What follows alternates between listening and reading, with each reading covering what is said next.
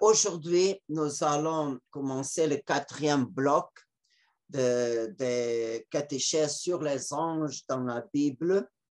Et ce 4e bloc n'a pas un thème général que vraiment toutes les catéchèses sont incluses, mais ce 4e bloc, c'est, comme on peut dire, composé pour plusieurs petits thèmes. Et aujourd'hui, on va réfléchir sur les mots de Saint Gabriel d'une façon spéciale à l'Annonciation. Et le titre de cette catéchèse, c'est Saint Gabriel nous révèle les mystères de la Sainte Vierge Marie. Et on va commencer pour une petite lecture de la Genèse, chapitre 3, versets 14 et 15. Alors Yahvé Dieu dit au serpent, « Parce que tu as fait cela, maudit sois-tu entre tous les bestiaux et toutes les bêtes sauvages. Tu marcheras sur ton ventre et tu mangeras de la terre tous les jours de ta vie. Je mettrai une hostilité entre toi et la femme, entre ton lignage et le sien. Il t'écrasera la tête et tu l'atteindras au talon. » Alors, le drame du péché, avec toutes ses conséquences, bien sûr, dans notre nature humaine, dans la création et dans notre histoire, toute cette chose négative, ils ont fait jaillir du cœur de Dieu la plus grande de ses miséricordes.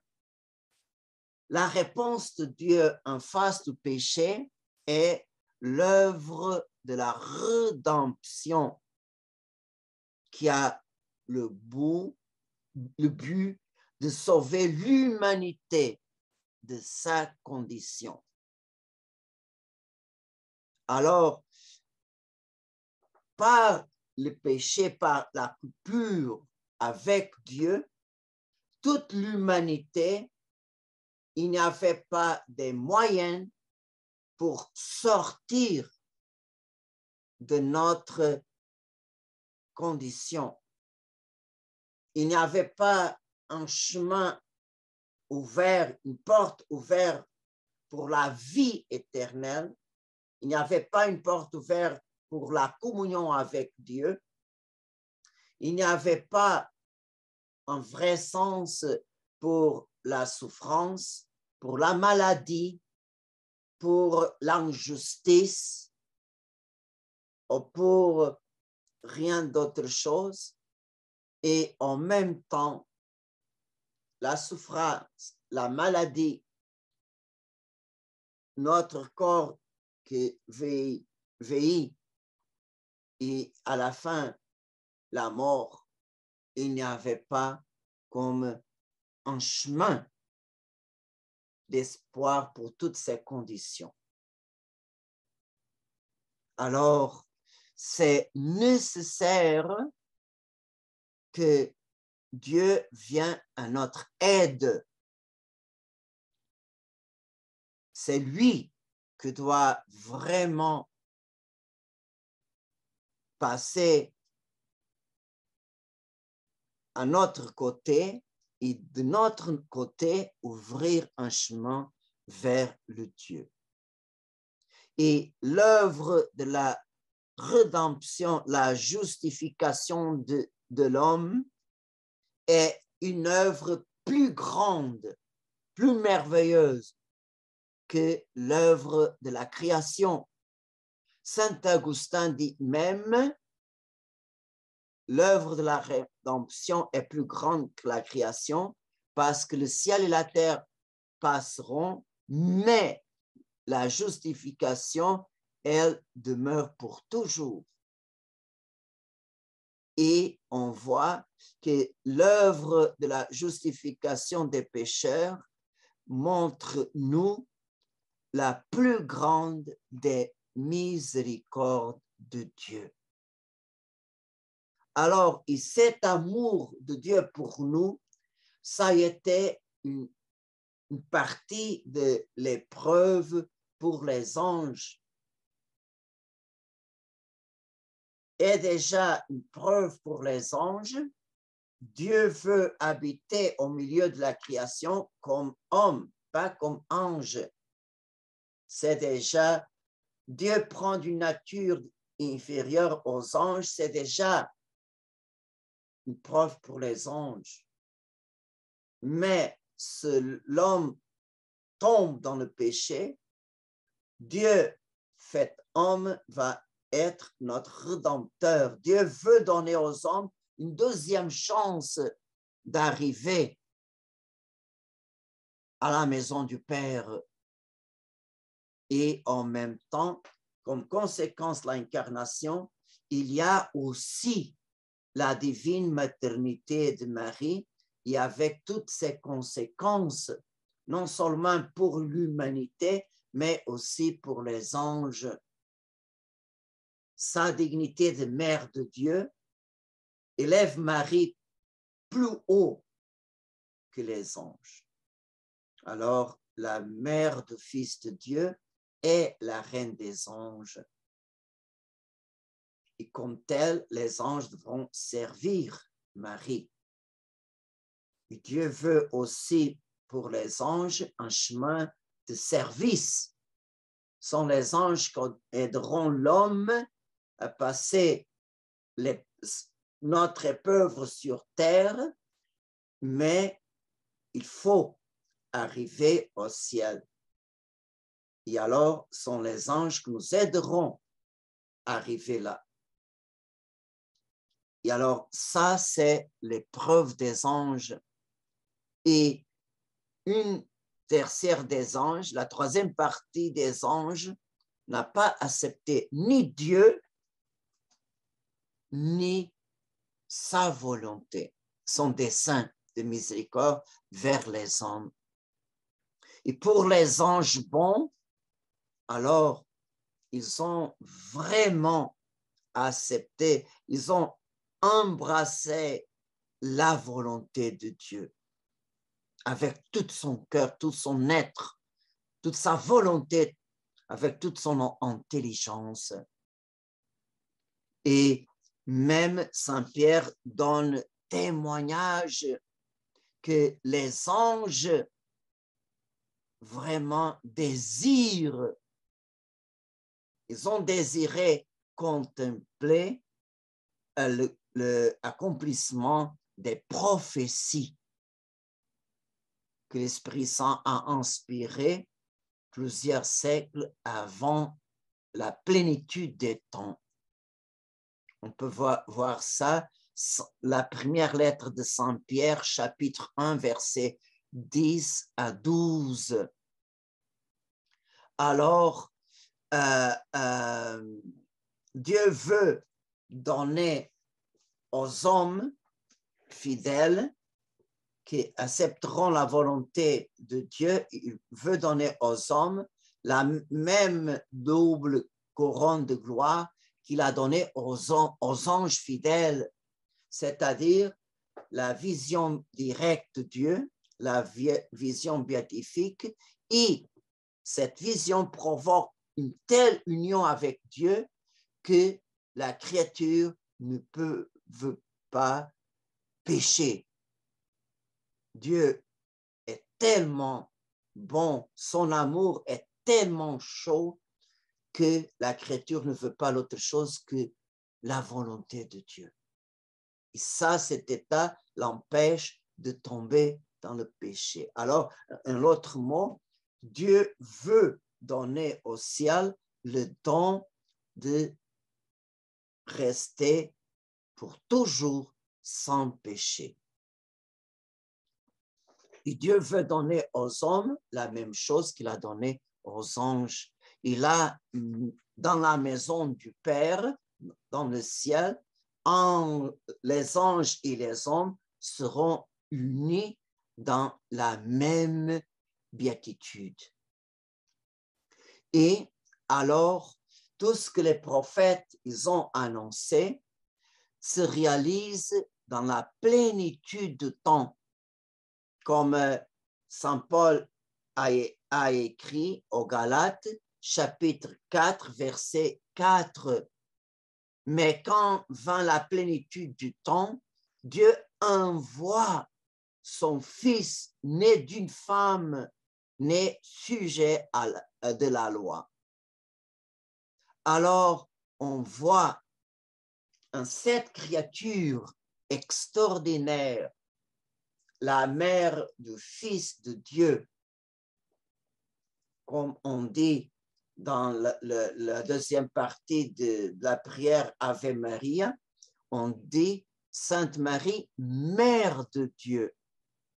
Alors, en cette créature extraordinaire, Dieu met ensemble deux grands privilèges, la maternité et la virginité perpétuelle. C'est une œuvre divine, ce n'est pas humaine, c'est une œuvre de grâce directe de l'Esprit Saint. Alors, l'Esprit Saint vraiment prépare Marie pour sa mission de mère de Dieu avec un cœur plein de grâce. Alors, en elle habite la plénitude de Dieu. Alors, elle fut par pure grâce conçue sans péché, comme la plus humble des créatures capable d'accueillir ou le don ineffable de Dieu. Et c'est à juste titre que l'ange Gabriel la salue comme la fille de Sion. Réjouis-toi. Alors, c'est en grec, la salutation et l'évangile de Saint Luc a été écrit en grec. Et le mot que Saint Luc utilise est karitomene, signifie réjouis-toi. Et on peut trouver ces mêmes mots dans la prophétie de Sophonie, chapitre 3, verset 14, et Zacharie, chapitre 2, verset 14, sont les cantiques de la fille de Sion. Les prophètes invitent la fille de Sion à voir une allégresse, pas de ce monde, une allégresse en Dieu. Une allégresse parce que le Messie va venir maintenant. Alors, c'est pour ça que c'est la Vierge qui accomplit les prophéties. Et en même temps, elle répare la désobéissance de Ève. Et c'est pour ça que les pères de l'Église appellent la Sainte Vierge, le premier titre que les pères de l'Église appellent la Sainte Vierge, c'est la nouvelle Ève. Le nom qu'Ève a prononcé contre Dieu au paradis, Marie répare par son oui inconditionnel. Et la réponse qu'elle a donnée, dit le nouveau catéchisme de l'Église catholique, tout ce que je suis en train de dire est dans le nouveau catéchisme. Vous pouvez voir en plusieurs articles, par exemple 719, 332, 722, 144, etc. Tous les articles du Nouveau Catéchisme de l'Église catholique parlent de cette merveille cette merveille de grâce qui est la Sainte Vierge. Alors, la réponse qu'elle a donnée à l'ange Gabriel, c'est une réponse dans la foi. Mais ce n'est pas seulement la foi, elle a cru, oui, elle a cru et elle a obéi dans la foi.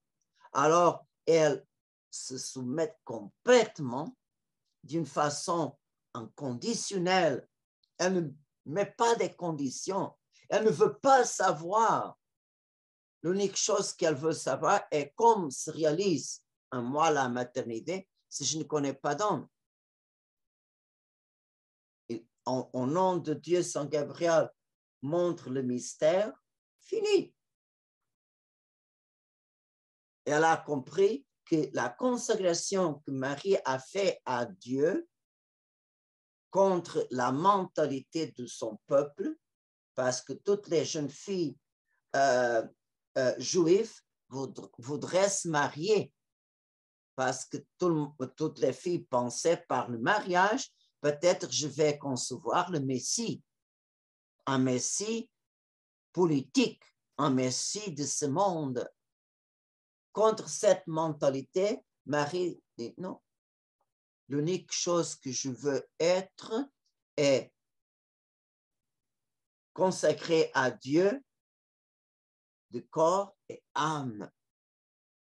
Et ce Dieu veut, j'aimerais être la plus humble des servantes de la mère du Messie.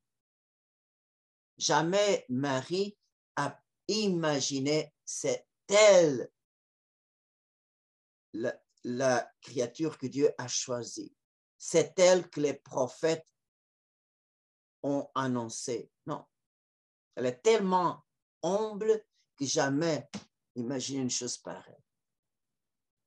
Qu'est-ce qu'elle a voulu est être la plus humble des servantes de la mère du Messie. Alors, on voit que Marie dit oui en pleine obéissance dans la foi. C'est Abraham, c'est le premier à obéir dans la foi. Marie est la réalisation plus parfaite de cette obéissance. Et alors, dans la foi, elle accueille, même sans comprendre, même sans savoir comment. Non. Voici la servante du Seigneur, que se réalise en moi selon ta parole. Fini. Elle se donne complètement au Seigneur. Faites-moi qu'est-ce que tu veux. Et elle a cru en cette parole. Rien n'est impossible à Dieu. Et alors, elle accepte toutes les conséquences de la volonté de Dieu. La Sainte Vierge, par la plénitude des grâces de l'Esprit Saint et de ses dons, elle comprenait très bien les Écritures qu'elle a appris pendant les années qu'elle a vécues dans le temple. À partir du moment de sa présentation par Sainte Anne et Saint Joachim jusqu'à son fiançailles avec Saint Joseph. En toutes ces années-là, elle a appris tout ce qu'elle a appris et surtout, elle a pris les Écritures. Et elle a compris avec la plénitude des grâces que l'Esprit Saint l'a donnée. Alors, elle savait très bien quelle est la mission du Messie. Ce n'est pas une mission politique. Ce n'est pas une mission temporaire de ce monde. Non. il est vraiment le servant de Yahvé qui va venir pour donner sa vie pour l'humanité. Et elle, quand elle a dit oui, elle a dit oui à toutes les prophéties, à toute la mission de son fils. Alors, elle vraiment a dit oui dans la foi. Et c'est à cause de cette mission que Saint Gabriel, par les mots que Dieu le Père a mis à sa bouche, on peut dire de l'autre façon, Dieu le Père parle à la Vierge par la bouche de Saint Gabriel. Alors, au moment de l'Annonciation, Saint Gabriel est le prophète de Dieu. Et on voit que le premier témoignage que Saint Gabriel donne de la Vierge, c'est le don singulier de la Immaculée Conception. Qu'est-ce que ça veut dire? En prévision de sa future mission, la Sainte Vierge, pour don spécial de la grâce de Dieu, le Seigneur l'a donné au moment de sa conception d'être immune du péché. C'est pour ça que Saint Gabriel remplace son nom personnel Marie par un nom nouveau. Je vous salue Marie, pleine de grâce, comblée de grâce. Et Marie ne pouvait pas être comblée de grâce si cette grâce-là n'a pas habité en elle à partir du premier instant, du premier seconde de l'existence. Alors, comblée de grâce signifie qu'il n'y avait pas d'espace que seulement pour Dieu, seulement. Et on peut dire cette plénitude de grâce, ça a été pour l'âme et le corps de la Sainte Vierge comme un vaccin contre le péché.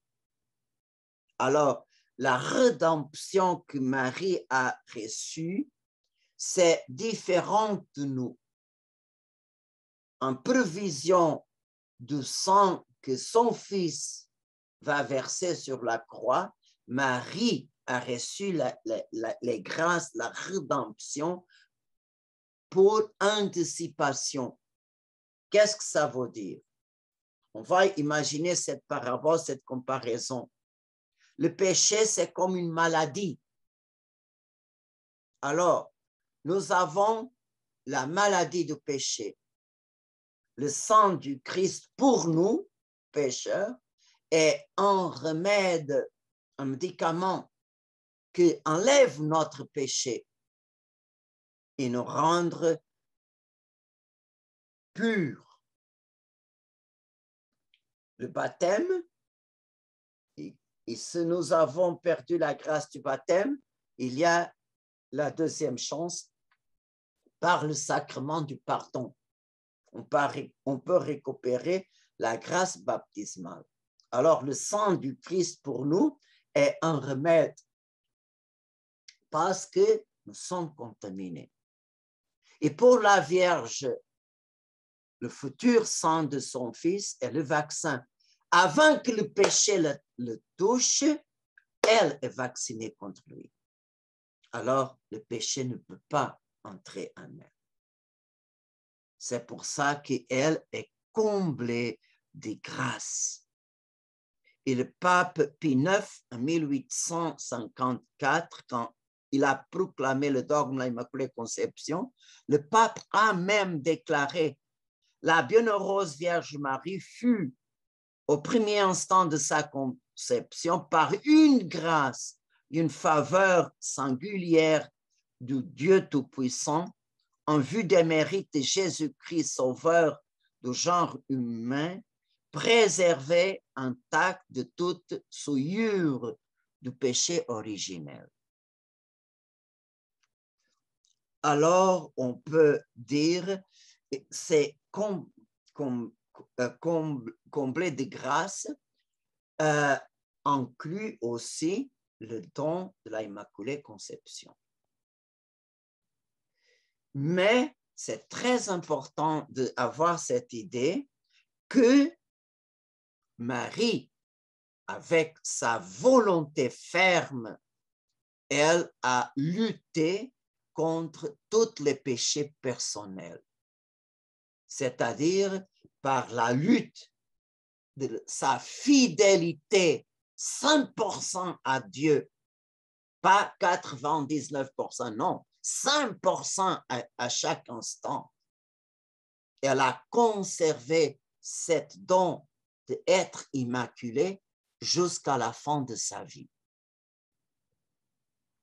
Et comme tel, c'est pleine de grâce, cette capacité a grandi. Alors, le cœur de Marie a élargi cette dimension plus et plus et plus pour avoir en elle non seulement pleine de grâce, comme la plénitude de la grâce.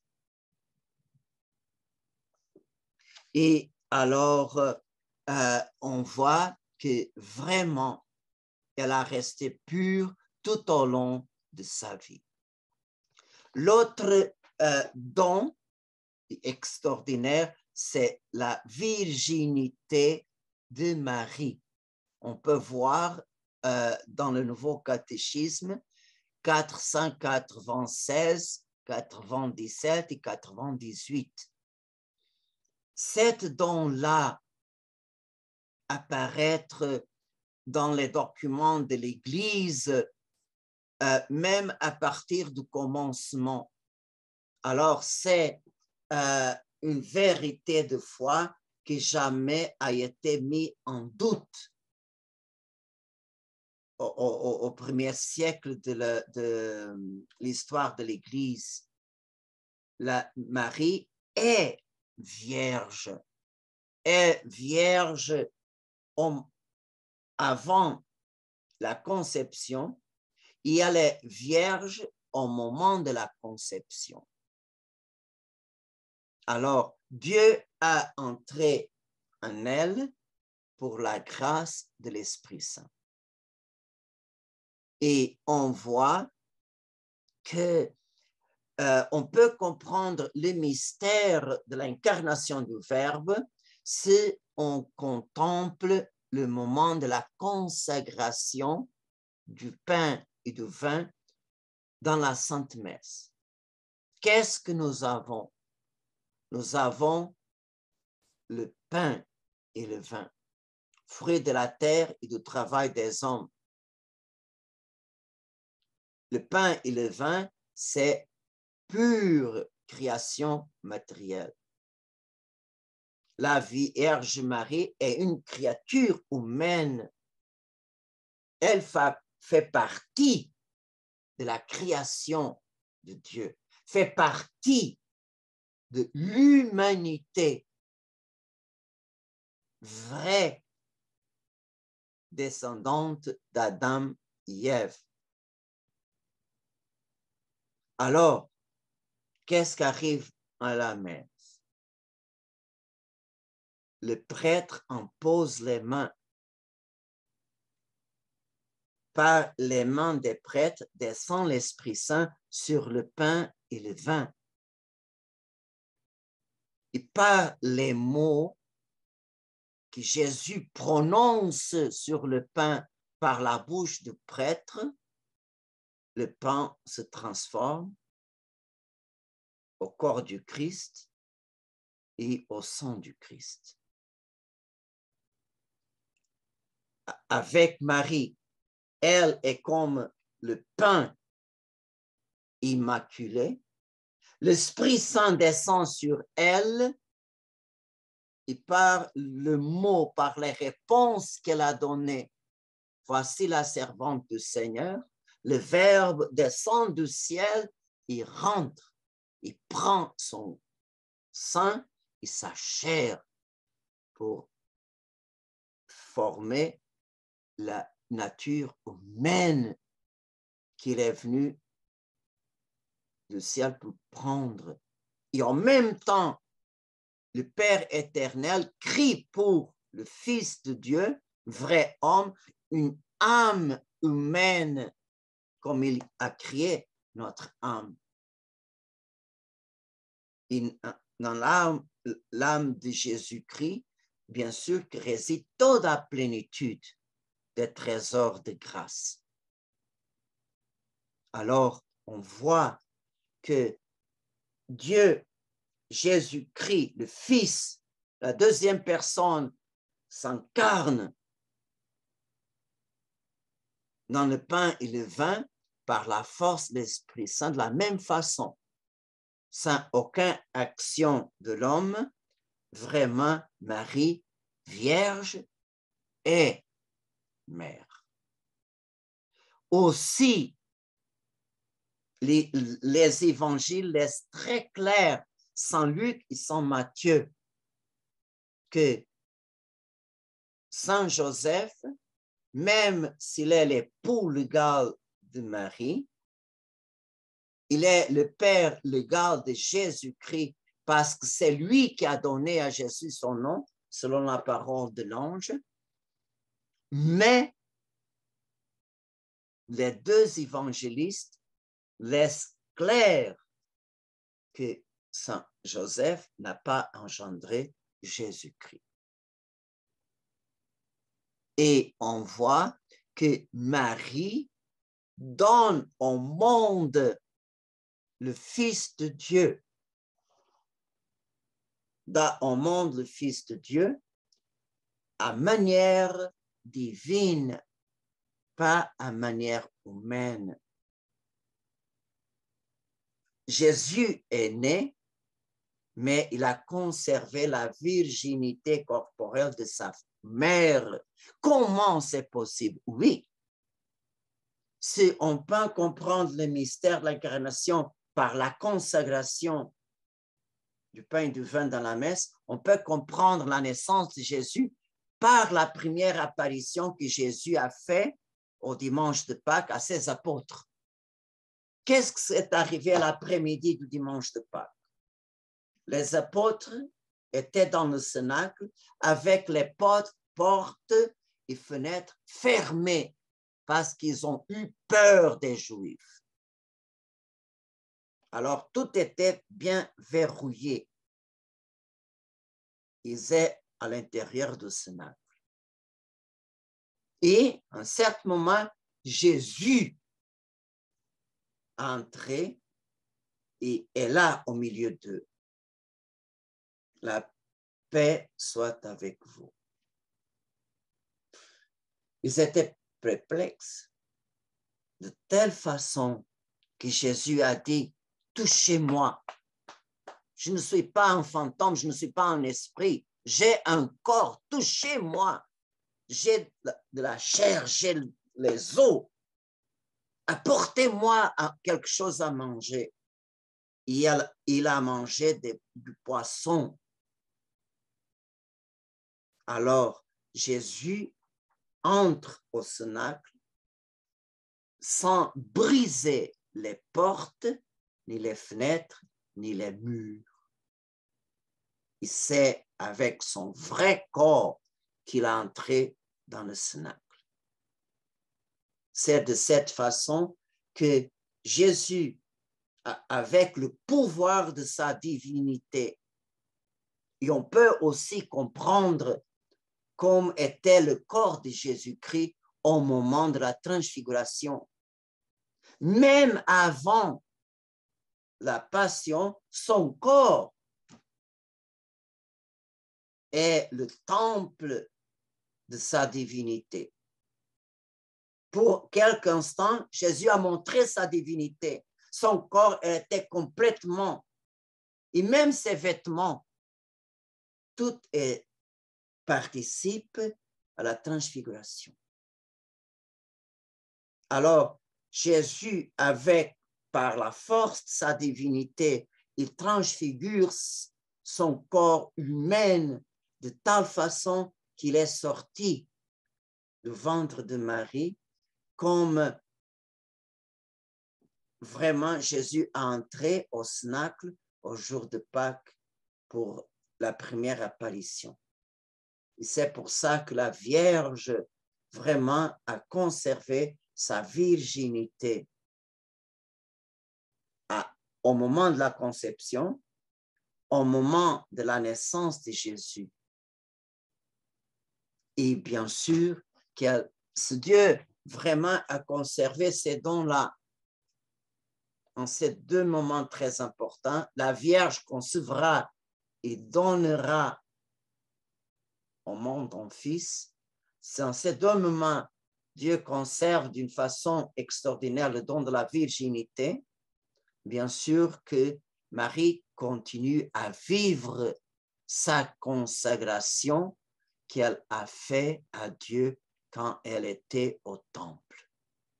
Je suis complètement de Dieu, un corps et âme. C'est pour ça que c'est dans la Vierge Marie qu'existe l'idéal de la virginité consacrée en plénitude. C'est sa réalisation pleine. On peut dire que la grâce de la virginité consacrée, c'est une vocation des temps nouveaux, des nouveaux temps, du temps de l'Église, de l'ordre de la grâce. En tout l'Ancien Testament, ça ne se pense pas. Même on peut voir dans les livres des juges, mourir vierge, c'est comme être maudit. Et on voit que la fille de Jephthé, vraiment, elle a pleuré pendant un mois le sort de mourir sans vraiment se marier. Alors, c'est pour ça que la Vierge, qu'on dit dans notre foi sans Vierge Marie, c'est-à-dire elle est vierge avant la naissance de Jésus, pendant la naissance de Jésus et après la naissance de Jésus. Elle reste vierge pour toujours. Et on peut poser la question, pourquoi Dieu a mis ensemble ces dons-là que pour nous c'est impossible? Un don est sacrifié pour l'autre don. Le don de la virginité est sacrifié pour le don de la maternité et de la paternité. Et alors, pourquoi? Parce que Dieu veut montrer qui est le Fils que Marie a donné au monde. Vraiment, il y a dans l'histoire de l'Église des hérésies contre la divinité de Jésus-Christ. Il y avait qui a dit que Jésus est un homme extraordinaire, est vraiment un homme très bon, mais n'est pas Dieu. Et il y a des autres qui ont dit que Jésus, le Verbe, a pris seulement un corps comme une chose apparente, ce n'est pas une vraie nature humaine. Et d'une façon spéciale, contre l'affirmation Marie, Mère de Dieu, il y a d'une façon spéciale la hérésie que Marie a conçu un homme et dans cet homme-là, le Verbe de Dieu a descendu comme le possédé et à partir d'un certain moment, le Verbe est parti. C'est pour ça que cet homme Jésus-Christ a vraiment tous ses sentiments dans la passion, d'angoisse, d'abandon de Dieu, etc., de faiblesse. Dans la passion, Jésus n'avait aucun pouvoir. Alors, le Verbe n'a pas appris notre nature. C'est une hérésie. Et c'est pour ça que le concile d'Éphèse, dans l'année 431, proclame le dogme Marie, Mère de Dieu. Alors, le Verbe de Dieu est descendu réellement à entrer dans le ventre de Marie et dans son ventre a pris sa nature humaine. Alors, nous avons dans la même personne deux natures. Dans la même personne, il y avait une volonté divine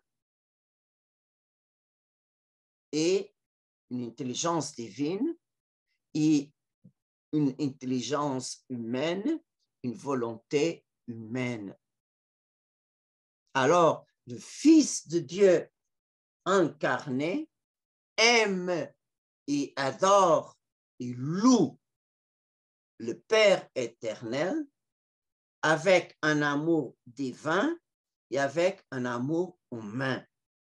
Il est obéissant au Père comme Dieu et comme homme dans la même personne. Ce n'est pas deux personnes, une seule personne avec deux natures qui ne se mélangent pas et qui sont parfaitement unies. Alors, on voit que le dogme Marie, Mère de Dieu, et dans le concile est écrit cette formule. Mère de Dieu, non parce que le Verbe de Dieu tira d'elle sa nature divine, non. Marie n'a pas donné aucune chose divine au Verbe, non.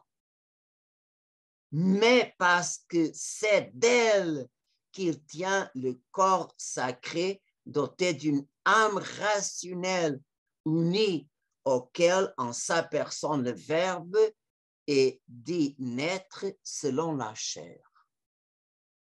C'est clair, le dogme de la foi, Marie, Mère de Dieu.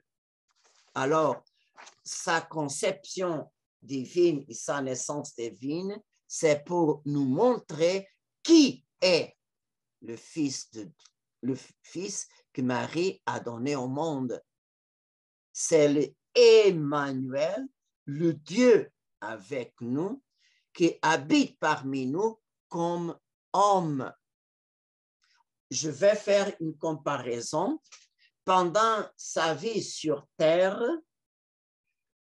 la humanité de Jésus, elle vraiment est recueillie dans son humanité. Toute la divinité du Verbe de Dieu se cache dans le corps du Christ. Alors, comment est-ce qu'on peut comprendre ça? De nouveau, on va à l'Eucharistie. Qu'est-ce qu'on voit? On voit le pain. Qu'est-ce que les Juifs ont vu? Un homme. Qu'est-ce qu'il y a dans le pain de la vie? Jésus-Christ, vrai Dieu et vrai homme, réellement parfait comme il est au ciel. Là, en cet morceau de pain, est Jésus total avec son corps, son âme, son sang, sa divinité. Ne le manque rien, mais tout est caché à l'intérieur du pain. De la même façon, à l'intérieur de son corps, Jésus cache sa divinité pour se montrer seulement comme homme. Au moment de la transfiguration, cet miracle-là, Jésus le suspend. Alors, il a montré un petit peu aux apôtres qui était lui. Ils ont vu son corps et sa divinité. Pour quelques instants, et Pierre a perdu la notion et même ne savait pas quoi dire. Imaginez-vous ce Jésus s'y a montré dans la plénitude de sa divinité. Je pense que les apôtres iront mourir directement avec la grandeur du Messie. Mais cet miracle, le Seigneur l'a conservé même sur la croix. Il cache sa divinité et seulement ces sentiments d'amour pour les hommes et pour le Père, c'est l'unique arme qu'il a eue pour accepter toute la souffrance, la passion. Alors, ça a été sa sensibilité,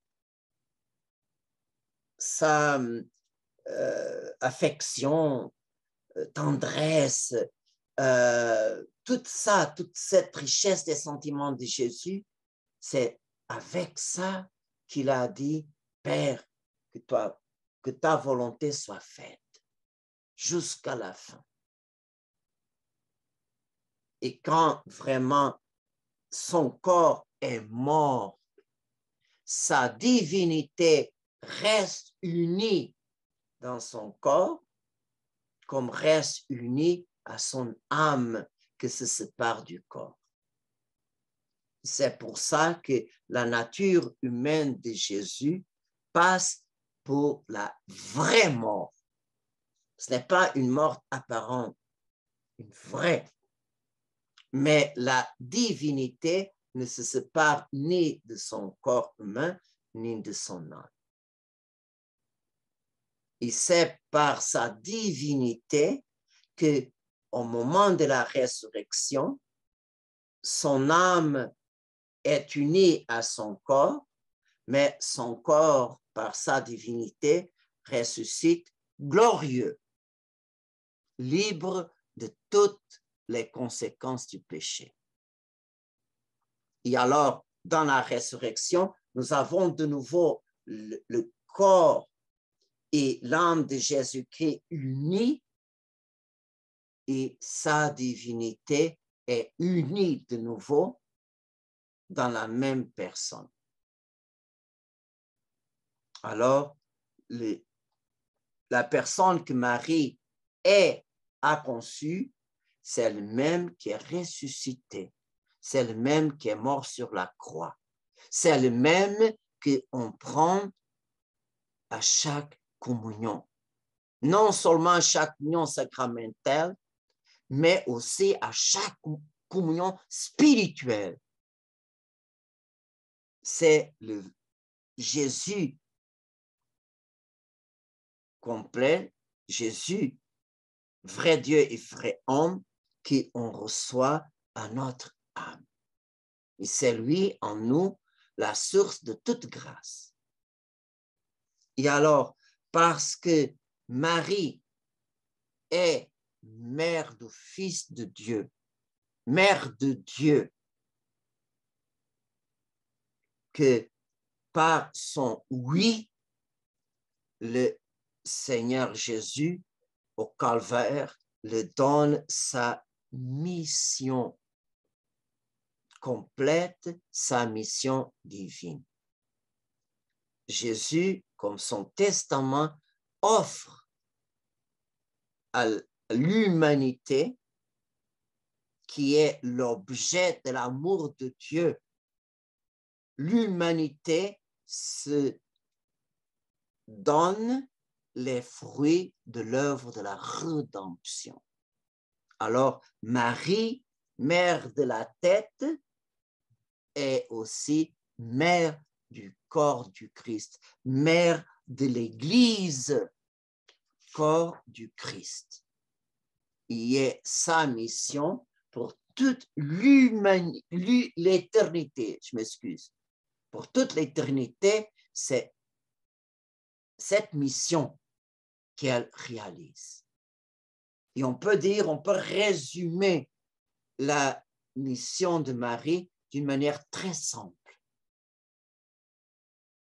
Dieu, le Père, a donné à Marie la plénitude de toutes les grâces et aussi l'a donné son Fils.